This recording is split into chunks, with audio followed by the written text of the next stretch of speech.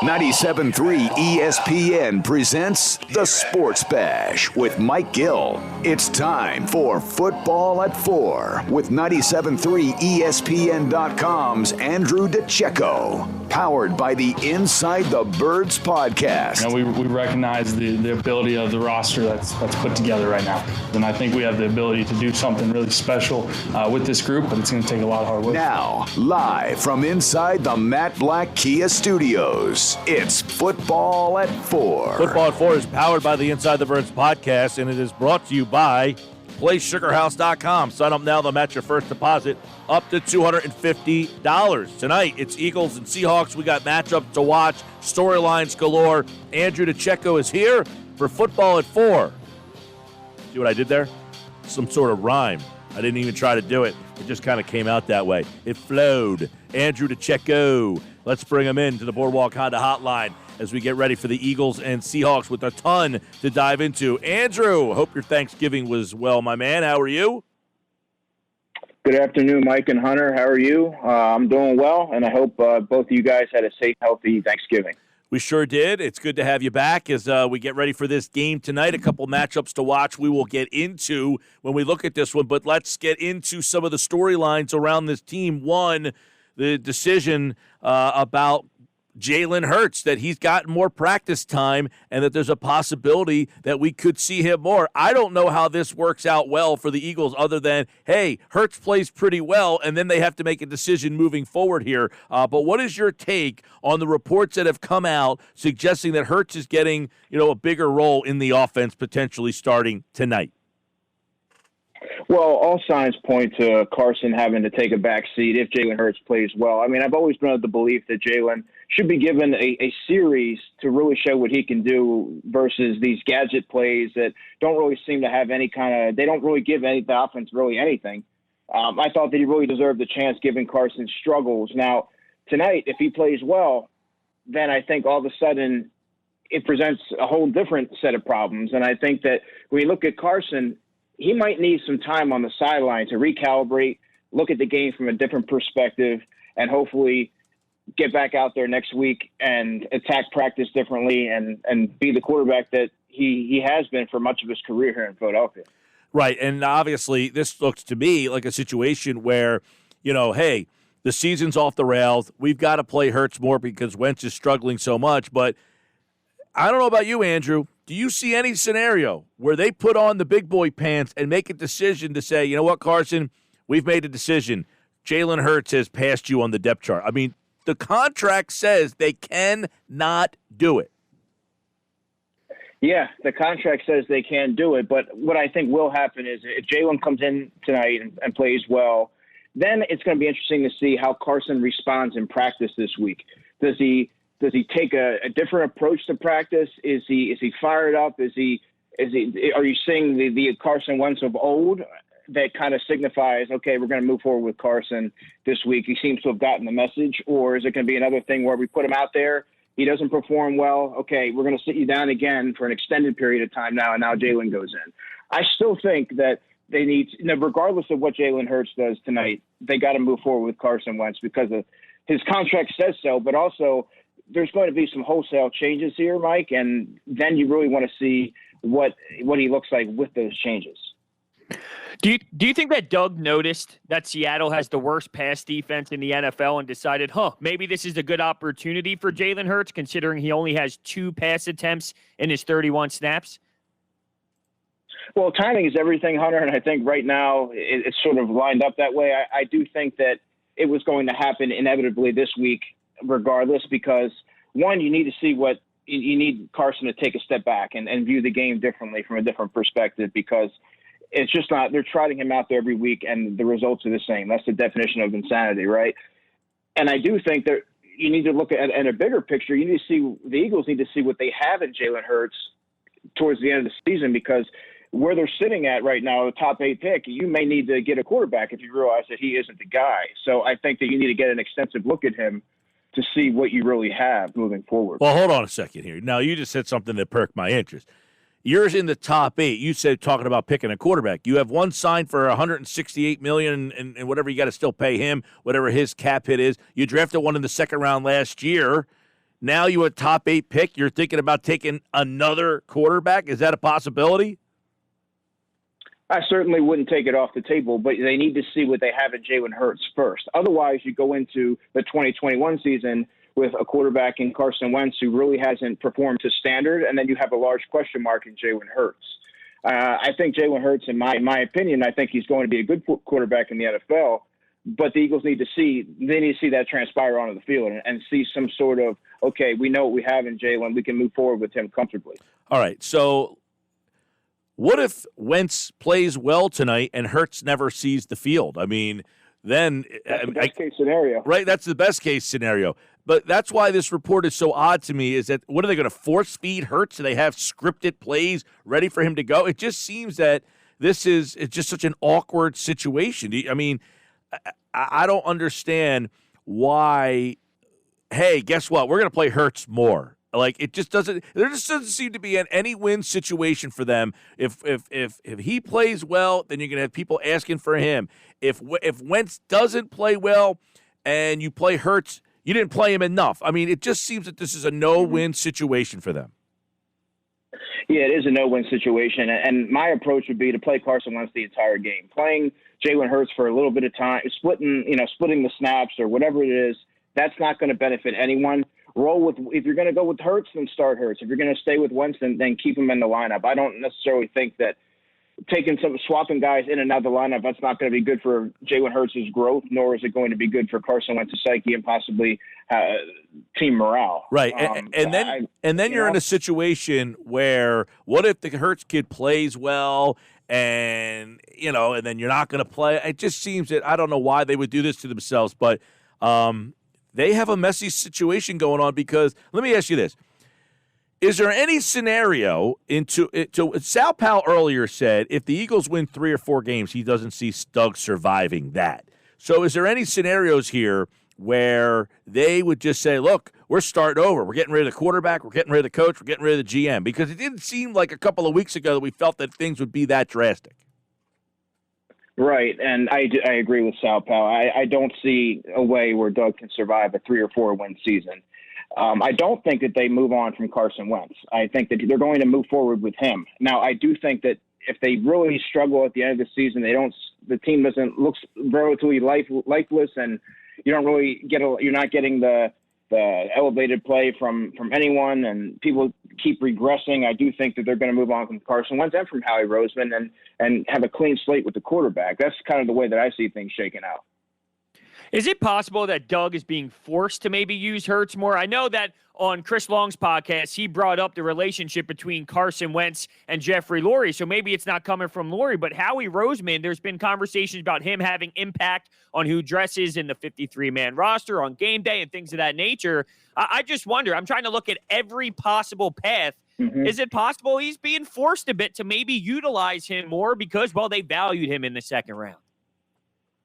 Yeah, I look at that angle as well, Hunter, and you kind of read between the lines in the disconnect in his press conference and his answers, and you say Carson's the guy, and now all of a sudden you're giving Jalen Hurts an extensive package, and even what he said about Jason Peters, he's our left tackle, and then 2 days later you're moving him to right guard, and now this news is coming out that he had a dislocated toe that's going to require surgery. There's a lot of disconnect between the front office and Doug Peterson, and it wouldn't surprise me, Hunter, if he was faced with a little bit of pressure.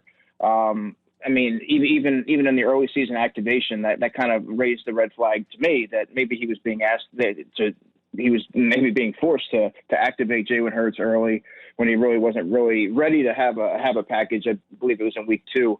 But yeah, that's something that definitely crossed my mind. Let's switch to that real fast. Peters is moving to guard. The original thought would be he was not playing very well. They had a kid, Mailata, who had handled the position.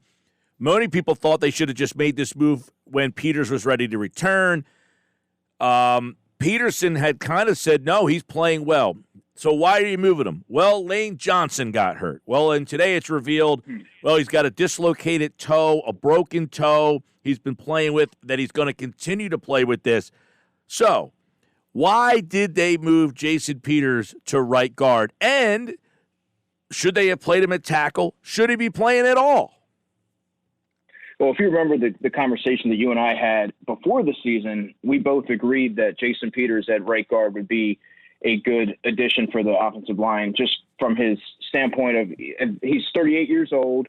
You're sort of playing in a phone booth. He's a very strong guy, physical guy, can really, he can act as a road grader in the running game. And I thought that was always the best move for Jason. Now I think that his play is so indefensible on the outside, and it's hurting the team. Like we talked about veteran players that the team is attached to, that they're starting to hurt the team more than help the team. And I think that it got to that point. And I also think that maybe Jason didn't. Maybe there's a case where Jason wasn't completely forthcoming with his injury. Maybe he downplayed it a little bit. Maybe the Eagles downplayed it a little bit. And now it got to the point where it was too severe for them to cover it up anymore. And it was really showing up, obviously, last week, as we saw against the Cleveland Browns, where they couldn't hide it anymore. I tweeted this out sarcastically when I saw the news that Adam Schefter tweeted out about the broken, dislocated toe. What could go wrong? I think a lot could go wrong. What do you think about him moving to right guard playing on this toe? Is there a better option out there? Maybe Nate Herbig? Yeah, Hunter. I mean, now you're talking about someone playing with a dislocated toe. I don't know. Obviously, playing on the inside and the interior, you don't have mobility isn't as prevalent as playing on the outside when you're playing on the edge, and you have to deal with these different subtleties. But I have to think that you can't be nearly as effective as a guy like Nate Herbig, who does have that finger injury, but he's played fairly well. Why not just go with Nate Herbig, sit Jason Peters down instead of kind of going back to an injured player? Well, hold on real quick, Andrew.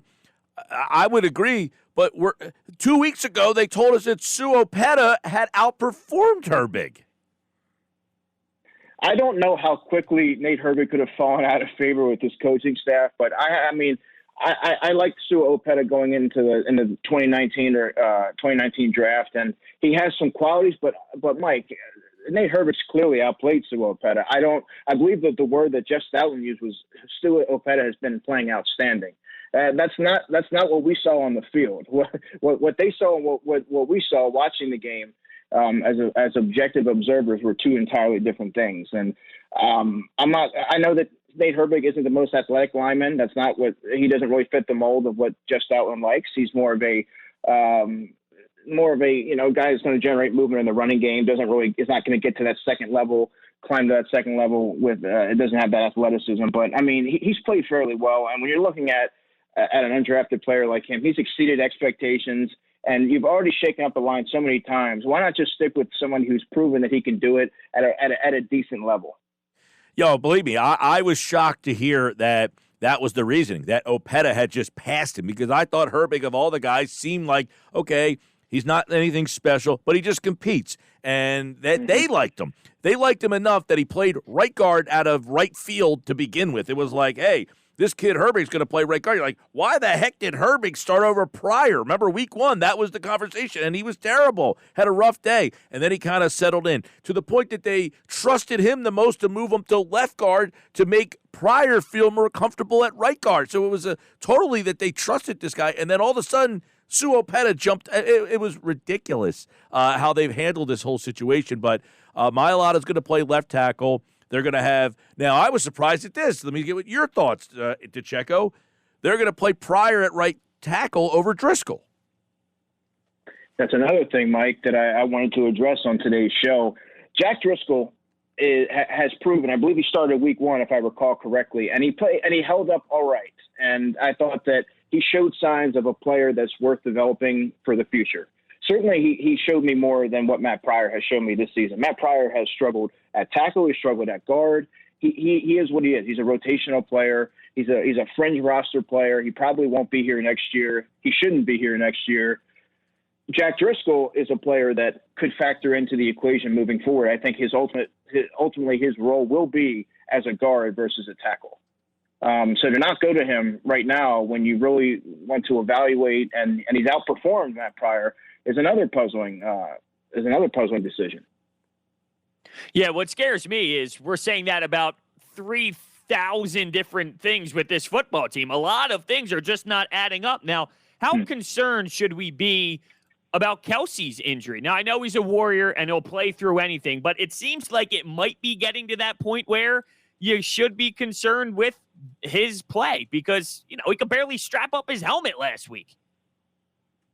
Yeah, and hats off to Jason Kelce for being that warrior and that constant on the offensive line when everything was going to shambles around him. He was that steady presence there, and he, for most of the season, outside of the last couple of weeks, he really has been playing at a relatively high level, given the circumstances of everything that he's dealing with. And if you're Isaac Seumalo, I think that going into this week, you have to be a little bit on guard. I mean, Luke Juriga went in last week, and he was kind of thrown in there, but I mean, now that you know what you're dealing with, and you know that this is a legitimate possibility, I think the best option there would be to get Isaac Seumalo in there. But I mean, Luke Juriga, I'm sure he got a lot more opportunities in practice this week because a lot of these guys are going to have to be on standby now, given the delicacy of the situation. Well, there's all that, and then, of course, they've got Seattle tonight. Let's get into some matchups to watch from Andrew DiCecco over at 97.3 ESPN.com. We told you, obviously, DK Metcalf is a huge problem, but they've got another guy in Tyler Lockett that's a big problem. So what does this secondary look like tonight against Metcalf and Lockett? You have Maddox and Lockett as a big matchup tonight, but it seems that anybody matched up against Maddox is the big problem, and you wonder if the Eagles, they've been making thoughts about moving guys. Is it going to be Maddox that gets a lot of the snaps? I mean, it's kind of dire straits there at the cornerback spot outside of Darius Slay, who's going to undoubtedly have DK Metcalf have his hands full with him. DK Metcalf is pretty much matchup proof outside of that outing that he had with Jalen Ramsey. I mean, his rapid ascent to becoming among the most feared deep threats in football has been remarkable. Looking at Tyler Lockett, the best option that the Eagles have outside of Slay, unfortunately, is Avonte Maddox. And Maddox has been, a desirable target from opposing quarterbacks. Lockett's had 25 targets over the past 3 weeks. He scored a touchdown on Thursday Night Football. And we've seen that connection that he has with Russell Wilson, and that can quickly spiral out of control if Maddox isn't up to the task. Because when Matt struggles, Mike, it's from poor eye discipline. If he's even off a beat, they're going to make him pay. He does have the short area quickness to kind of match and mirror with Lockett, but he struggles from an eye discipline standpoint. And with a player like Lockett, that's not going to get it done. How does Chris Carson change this offense for Seattle? He changed the entire identity of the offense because Chris Carson is actually one of the most underrated running backs in football. He really is. He was a 7th-round pick. Nobody really expected much out of him, but he's been that hammer between the tackles, the chain mover. He can catch the football a little bit. He's done a lot for the Seahawks, and he's a load to bring down. And I think when you look at the linebacking situation that the Eagles have, they struggle with Wayne Gallman. And, if Chris Carson gets to the second level, he's a bigger guy, and he starts to pound on these smaller linebackers that aren't adept to bringing these guys down one-on-one. And he's kind of going to be that goal line guy, but he's also going to be somebody that can run the clock down in the latter stages of the game. And he's a volume runner, so what he tends to do is that when he gets going early, he starts to wear guys down little by little until he breaks a big one. And now having him instead of the Carlos Hydes and DJ Dallases of the world, it's going to change their identity immensely. Mailata tonight's got his hands full. Dunlap's been a big impact for them. So how do you see that matchup? That's going to be problematic because if you remember back to week 3, Carlos Dunlap wreaked havoc on the Eagles. He had a quarterback hit. He had 4 pressures, 9 tackles. They can move him around a little bit. He plays the Leo role, which is the weak side defensive end role for Seattle on their defense, but he's their best pure pass rusher. And he's 31 years old. He's been around a while. So he has that veteran savvy, and he's very fast and athletic and long. Jordan Mailata matches up a little bit better than Jason Peters would just from an athletic standpoint, but the experience of Dunlap and some of and his vast array of pass rush moves make it a very difficult task for Jordan Mailata tonight. If you're the Eagles offensively, how do you approach this game? How are you going to start this offense? Is it Miles Sanders and opening up the game plan from there? Yep, that's exactly what I do. When you have a struggling quarterback like the Eagles do with Carson Wentz, and you have a running back like Miles Sanders who's been criminally underutilized in this offense, get him going in the running game. Now, I will say that Seattle, their strength on defense is against the run. but you have to see what you can get going against the run behind Jason Peters, go between the tackles and see what you can do with Miles Sanders. And then you have to attack the secondary. Travis Fulgham, it has to be an X factor in tonight's game going against Trey Flowers, who's a longer corner, but he does have his lapses in coverage. You have to find ways to move around Travis Fulgham and get him into the game, or he's a volume receiver, and he's been criminally underutilized, just like Miles Sanders has in the offense. And I think that he's going to be another X factor because they're a little bit stronger at the safety position, but you can really attack them on the perimeter. If Fulgham cannot get going tonight, this is a terrible pass defense. If they can't get him, is the message that maybe he was kind of a flash in the pan and people have figured him out and there's a reason he's been kind of released and bouncing around? Because people are starting to say, hey, he's starting to struggle because teams are figuring him out. That's a great question, Mike, and that's something that I've gotten pretty much all week. And the way that I see that is, yes, the Eagles haven't utilized him until the latter stages of the game, and they haven't been very creative in how they get him the football, moving him around, taking advantage of his versatility. That said, when Fulgham has had his opportunities, he's dropped the football. And there's other times where he's just not open, Mike. And I think that 4-game sample size that we saw was the league simply didn't have any tape on him. And now that there is tape on him, they know how to defend him and how to attack his weaknesses. And you're starting to see that maybe this is kind of just who he is. Maybe he is the guy that's bounced around for multiple teams, and that's why, because there's deficiencies in his game. Doug made a comment about Alshon Jeffrey maybe being in the game plan more. What are your thoughts on that? I mean, what I saw out of those 5 snaps, specifically the one that led to an interception, this guy doesn't care right now. I mean, how can you possibly take guys off the field for Alshon Jeffrey? It makes no sense. Try to think like Doug here without getting a migraine. I think that his thought process behind that would be to get another veteran that's worked with Carson in the past to maybe help him get in some semblance of a rhythm on offense. But you're right, Hunter. Just watching him lumber and labor through his routes, in and out of his breaks, he doesn't give the offense anything, first and foremost. But also, it doesn't seem like he really wants to be out there and give maximum effort.